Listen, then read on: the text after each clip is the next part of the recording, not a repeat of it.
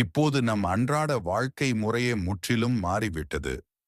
குளிர்பதன பெட்டியை திறந்து பார்த்தால் குழந்தைக்காக வைத்திருந்த பால் மாத்திரை வில்லைகள் தீர்ந்து போயிருப்பதை உடனே Restock சென்சார் milk tablets அறிவிக்கிறது. immediately. அதை கேட்டவுடன் மனைவி கணவனிடம் வாங்கி வரச் சொல்லி உத்தரவிடுகிறார்.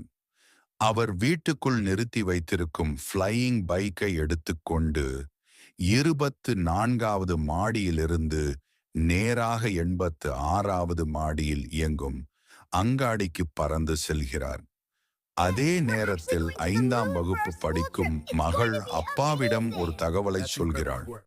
அப்பா, நாளை எங்கள் பள்ளியிலிருந்து கல்வி சுற்றுலாவாக நிலவுக்கு போகப் போறாங்க. விருப்பம் உள்ள மாணவர்களிடம் 400 பிட்காயின் கட்டணம் வசூலிக்க போறாங்கன்னு சொன்னாங்க என அவள் இயல்பாகவே கூறுகிறாள். உணவு தயாரிப்பு முறைகளும் மாற்றம் அடைந்துவிட்டன.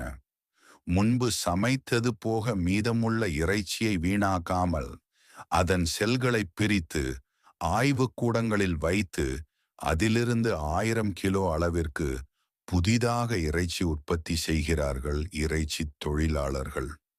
மாணவர்கள் இன்று புத்தகங்களை திறப்பதே இல்லை. கண்களில் கூகுள் கிளாஸ் அணிந்து கொண்டு அதன் மூலம் நேரடியாக பாடங்களை படித்து செய்முறை விளக்கங்களையும் கண்ணுக்குள் காண்கிறார்கள். வீட்டில் திரையில்லாத கணினியின் உதவியுடன் தாத்தா தனது பேரனுக்கு கதைகள் சொல்கிறார்.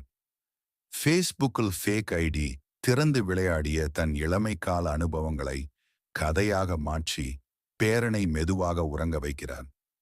செவ்வாய்க்கோளுக்கு தண்ணீர் பிடிக்கச் சென்ற வாகனங்கள் விண்வெளி போக்குவரத்து நெரிசலில் சிக்கியதால் 1/2 மணி நேரம் தாமதமாகும் என்று எல்லார் வீடுகளுக்கும் தானியங்கி தகவல் அனுப்பப்படுகிறது. அதே சமயம் மின்சார கட்டணம் செலுத்தும் வலைப்பக்கத்தில் ஒரு விளம்பரம் ஓடுகிறது. உங்களது மின் பகிர்மான எண் 10G வயர்லெஸ் திட்டத்தில் இருந்தால் உடனடியாக 11G திட்டத்திற்கு மாற்றிக்கொள்ளுங்கள் என அது அறிவுறுத்துகிறது. இப்படி தொழில்நுட்பமும் வாழ்க்கையும் ஒன்றாக கலந்து எதிர்காலம் இன்று நடப்பதைப் போல நம் கண்முன் நிகழ்ந்து கொண்டிருக்கிறது.